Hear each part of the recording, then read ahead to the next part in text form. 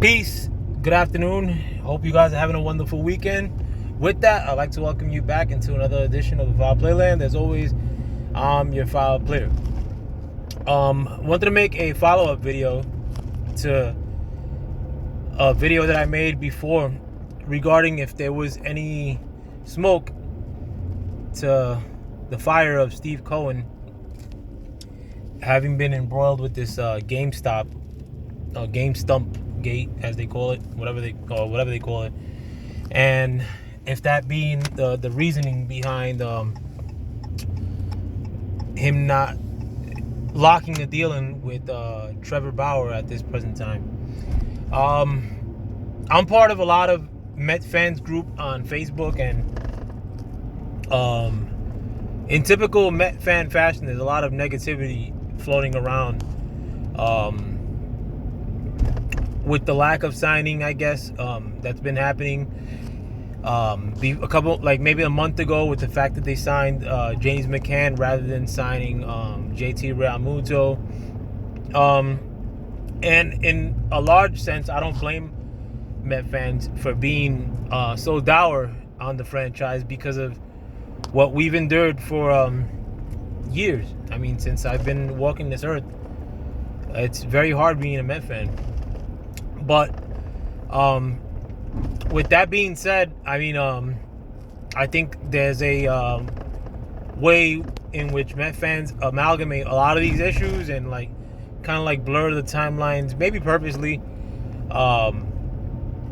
just in an effort to have something, bad to say, if you will. And again, I don't knock you because as Met fans, we've been through a lot. And sure, there's agents amongst these pages that are Yankee fans that just want to say bad stuff or get their kicks on doing that. But I want to present you guys with a little bit of logic behind this situation. Yeah, I do think that Steve Cohen lost money substantially with this deal regarding GameStop. Is that a reasoning why they haven't already signed Bauer? I think it may be a reason as to why they probably don't go over the top in throwing more money in the pot for Bauer, maybe. But I don't think that's the reason why they haven't signed Bauer yet. Maybe I did that in a clickbait fashion as far as titles go. But, all throughout this free agency period with Steve Cohen, they've been pretty firm as to what they offer people. And one thing you haven't seen is overpayment. They did snag Trevor May early, but I think it's because they really like Trevor May, and I like Trevor May. And getting him for 2 years at $15 million is not it's not gonna kill you. If they would have signed that early on and then signed another big bullpen piece at $10 million per year, even at 2 years, you're not really hurting yourself. And in hindsight, they got Trevor May at either market value or under market value, so it's not really a big deal. James McCann, I think that same thing. I think they signed them for what I consider to be market value, and maybe less than market value. I think James McCann may be a player that might be peaking at this time, and with regular playing time, you may still see the best of what's to come with him. But, again, it's not breaking the bank. I mean, is he going to be a better catcher than what we have on the roster now? Absolutely.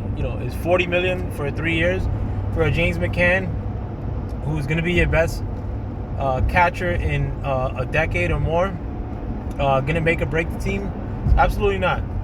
So, you're getting this signing of players that are not really, bad deals, even if, God forbid, these players don't pan out.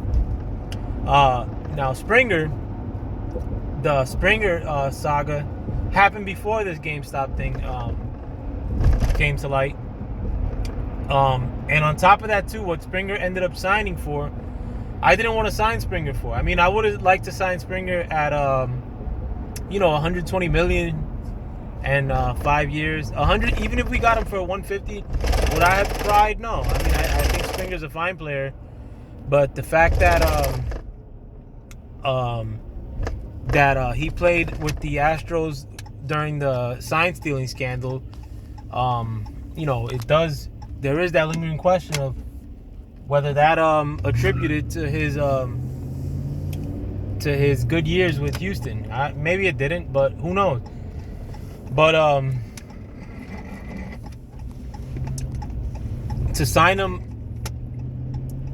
as a center field, all while sitting Nimmo,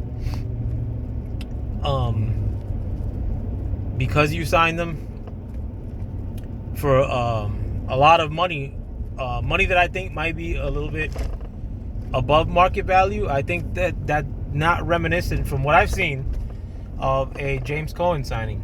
Or Steve Cohen signing. I'm sorry. But now with Bauer, a lot of people might be shitting on Bauer at the present time because they don't like his internet personality. But I actually do like his internet personality. I like the fact that he gets out there. He's not a typical demure baseball player,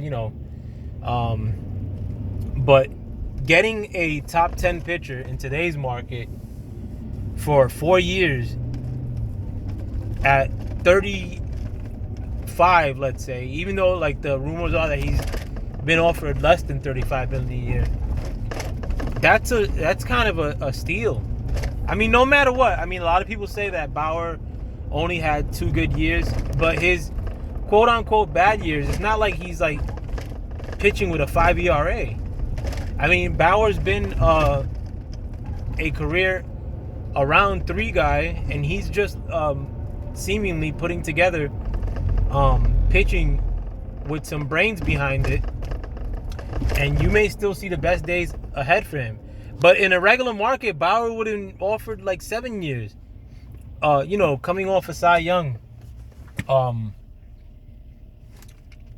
If things were normal, I think Bauer would have gotten offered double what the Mets have offered for him. You've seen players like with legit problems off the field that got offered a lot more money than what Bauer's getting offered. Older players. Bauer's young. I mean, but the Mets have, I guess, assessed the situation. I mean, I think they see that nobody else is hot on Bauer's trail. I mean, the Mets have been more gun-ho about trying to sign Bauer than they were about trying to sign Springer, from the look of it in my eye. I mean, from my view. So damn, I missed the gas station. So the fact that they're not going out there and tripping over themselves to try to sign him, I mean, it's commendable. I mean, I think they're doing things in a smart fashion. So, I think given the team as it stands now, I mean, it's we're not in a bad place. I think we could compete with this team. I think it's over the top right into the playoffs, this team. Maybe not. But I think there's an off chance we could get into the playoffs. But, we've addressed a lot of positions of need. We're still under the salary cap threshold. There's still a potential that we could sign a Cy Young award-winning pitcher. So I don't look at things ominously as a lot of Met fans do. Albeit that I've looked at things ominously my whole life with the Mets. Like, I'm in no way a optimistic Met fan. I've never been, because the Mets have given me all the reason in the world not to be optimistic about the team.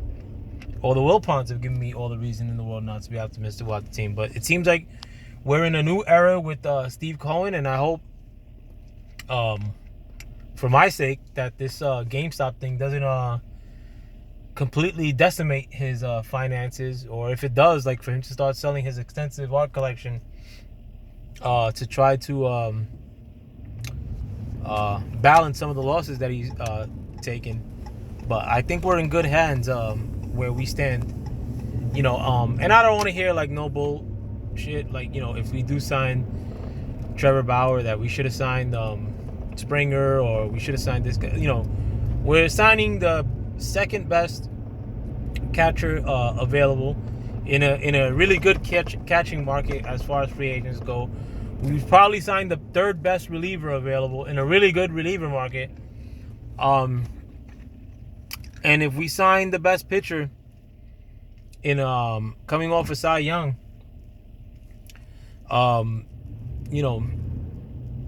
that's a royal flush right there. I mean, doesn't get any better. But in addition to us acquiring Francisco Lindor and